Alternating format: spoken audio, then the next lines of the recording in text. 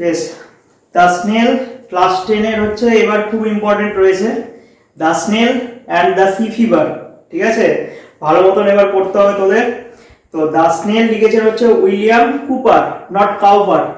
William Cooper সম্পর্কে না জানলেও সেরকম চলবে, কিন্তু এই যে পোয়েমটা রয়েছে, পোয়েমটা কি বলতে চেয়েছে, পোয়েমটাতে আমরা নীলকালি দিয়ে যে লেখাগুলো আছে সেই লেখাটা সেকেন্ড লাইনটা তোরা দেখ।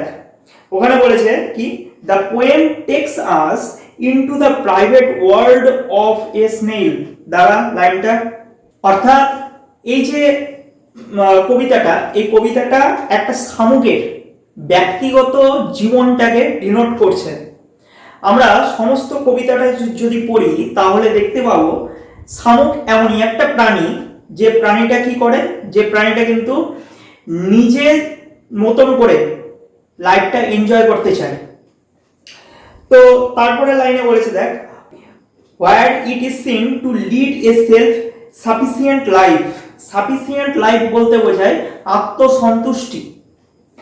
অর্থাৎ স্নেল কি করে, নিজের আত্মসন্তুষ্টির জন্য নিজের যে চাহিদা, সেই চাহিদাটা পেলেই সে জীবনে কিন্তু সন্তুষ্ট হয়ে যায়।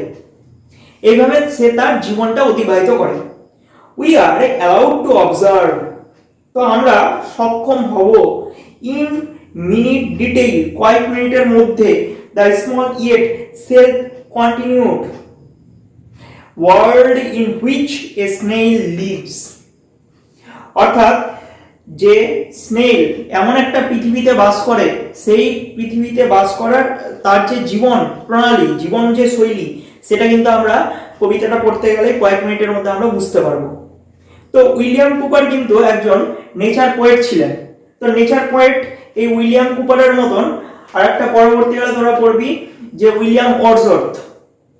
ওকে, তো এই উইলিয়াম ওয়ার্ডসওয়ার্থ কিন্তু নেচার পোয়েট ছিলেন এবং নেচারকে কেন্দ্র করে বিভিন্ন লেখালেখিও কিন্তু করতেন। তো ইনি ছোট্ট করে বলে দিই, উইলিয়াম কুপার 18 শতাব্দীর একজন বিখ্যাত পোয়েট ছিলেন এবং যত পোয়েট ছিলেন তার মধ্যে এ সেরা ছিলেন। তো উইলিয়াম কুপারের কিন্তু লেখা এর আগে তোরা পড়িসনি, এটাই ফার্স্ট, এবং মাধ্যমিক 2025-এর দ্য স্নেল আর সি ফিভার দুটো কিন্তু মেইন ইম্পর্টেন্ট, দুটোর মধ্যে একটা আসবেই। এবার আসি পোয়েমে। পোয়েমটা বলেছে two glass or leaf or fruit.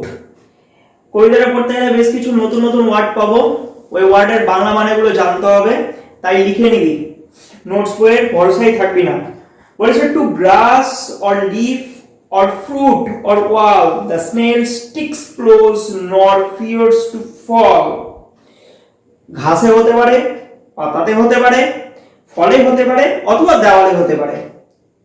এই সমস্ত জায়গাতে কি করে, এই সমস্ত জায়গাতে শামুকেরা নিজেকে কোনো ভয়টয় না পেয়ে নির্ভয়ে নিজেকে আঁকড়ে থাকে, নিজের দেহটাকে সাটিয়ে রাখে।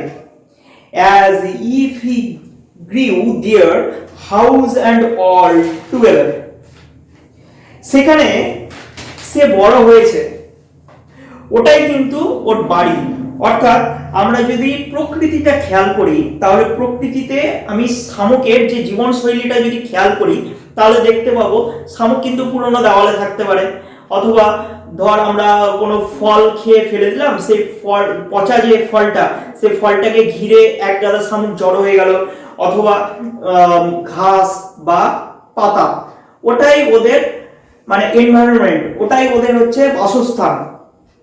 ওইগুলো যদি প্রকৃতিতে না থাকে তাহলে একটা শামুক কিন্তু বেঁচে থাকতে পারবে না, শামুকের টিকে থাকা কিন্তু একদম দুষ্কর হয়ে উঠবে। এরপর সেকেন্ড প্যারাতে বলছে within that house secure he hides when danger imminent betides. Imminent বলতে বোঝায় আসন্ন, আর বিটাইটস বলতে বোঝায় হঠাৎ, আর সিকিউর মানে কি সুরক্ষিত, তাই তো?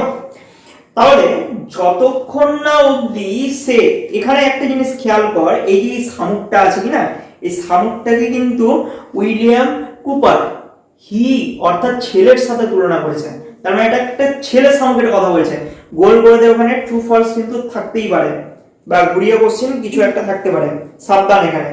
তো কি করছে সে, মানে শামুকটি কি করছে, যতক্ষণ না তার খোল অর্থাৎ তার যে বাড়ি, সেই বাড়ির মধ্যে নিজেকে যখন গুটিয়ে রাখছে বা বাড়িটাকে নিয়ে এক জায়গা থেকে আরেক জায়গায় চলছে, খোলটাকে নিয়ে এক জায়গা থেকে আরেক জায়গায় চলছে, সে কিন্তু কি নিরাপদে রয়েছে যতক্ষণ না পর্যন্ত আসন্ন বিভিন্ন বিপদ, কিরকম বিপদ, of storm or other harm besides of weather, বিভিন্ন প্রাকৃতিক দুর্যোগ বা ঝড়ঝঞ্ঝাট যতক্ষণ না সে সম্মুখীন হচ্ছে ততক্ষণ কিন্তু সে খোলটিকে নিয়ে নিরাপদে অবস্থান করছে।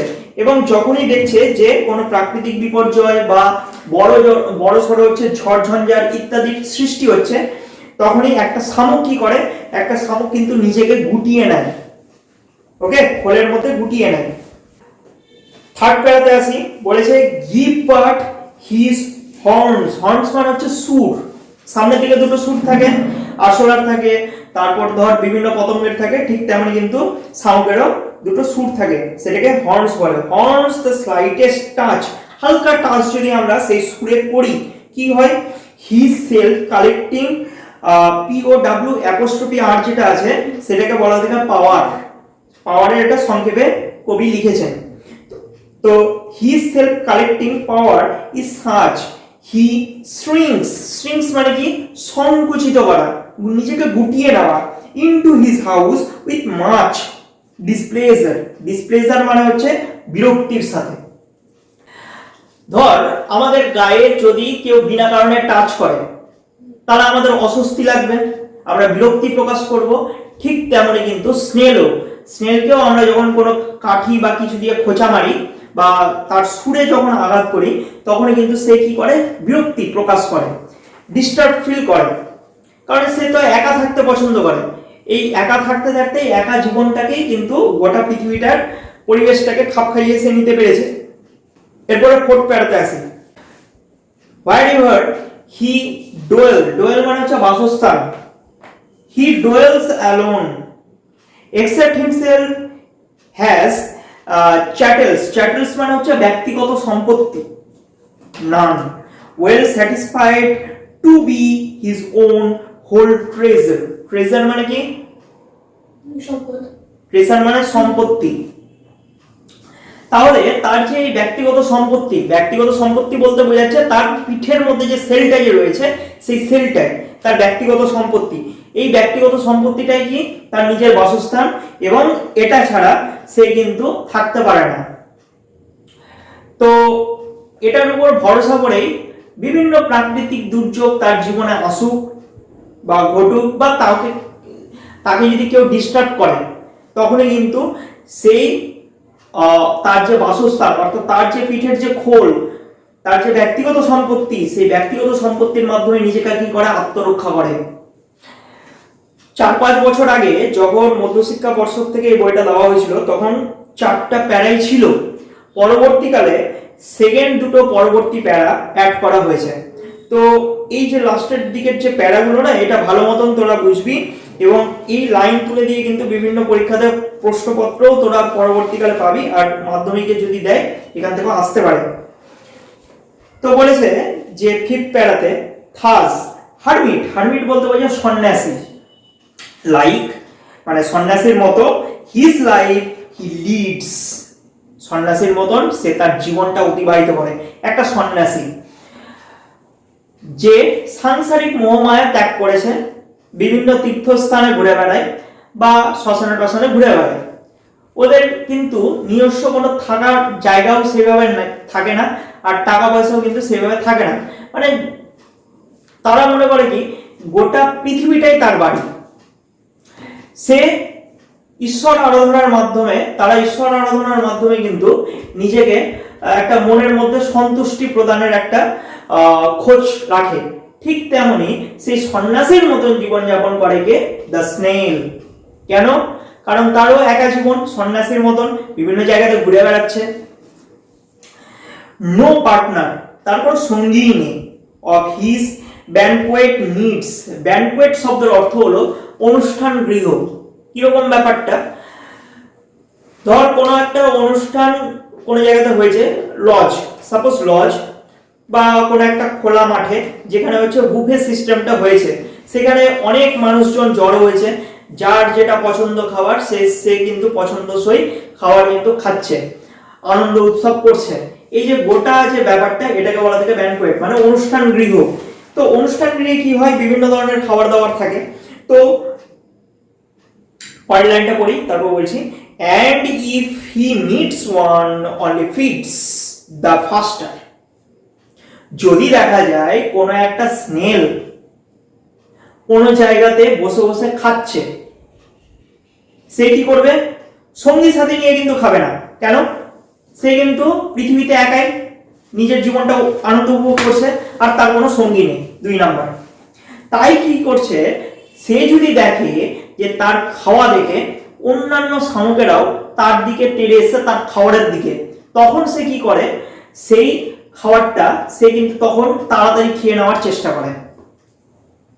বুঝতে পারলে?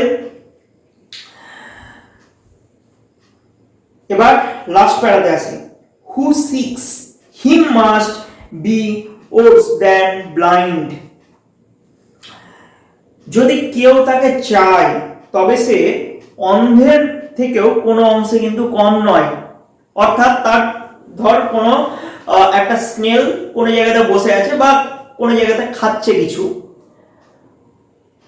অন্য একটা স্নেল তার কাছে আসলো, সেই স্নেলটাকে তো পাত্তা তো দিবেই না, প্রয়োজনে কি করবে, তাকে পাশ কাটিয়ে চলে যাওয়ার চেষ্টা করবে। যেরকম একটা অন্ধ মানুষ যে কোনো জিনিসকে পাশ কাটিয়ে চলে যায়, ঠিক সেই রকম।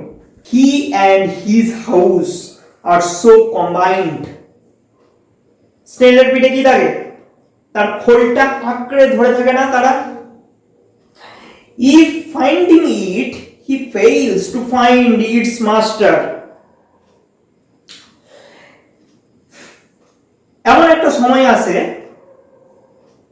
যখন তুমি দেখবে যে সেই বাসাটার যে মালিক, মানে শামুকের যে খোলসটার যে মালিক, সেই মালিকটাকে তুমি পাবে না, অথচ কোনো এক জায়গাতে তার যে বাড়ি অর্থাৎ তার যে খোলাটা সেটা পড়ে থাকবে।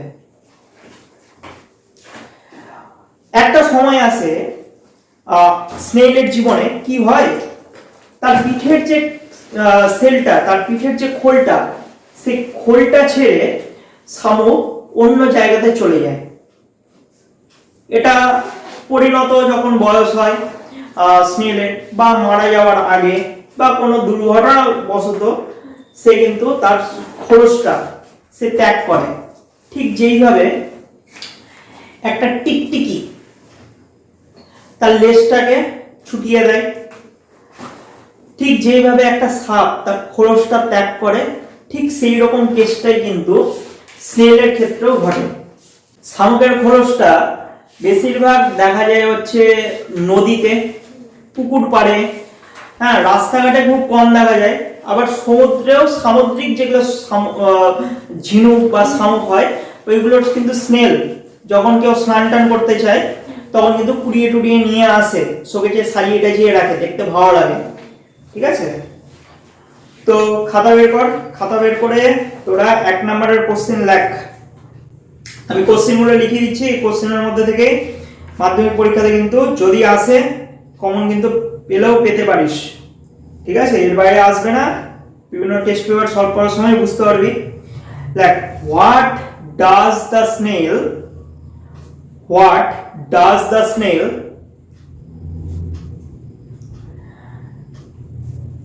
stick, stick, stick close to?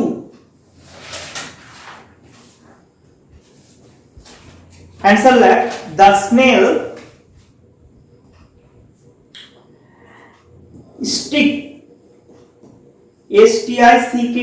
sticks close to grass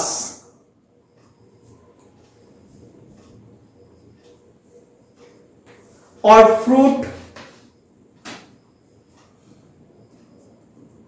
or leaf, leaf, leaf or wall. Okay, next question, like what is the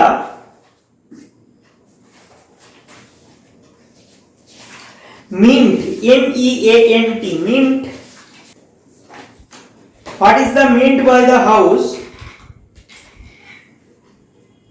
of the snail? Answer that. The house refers to the heart, REFERS.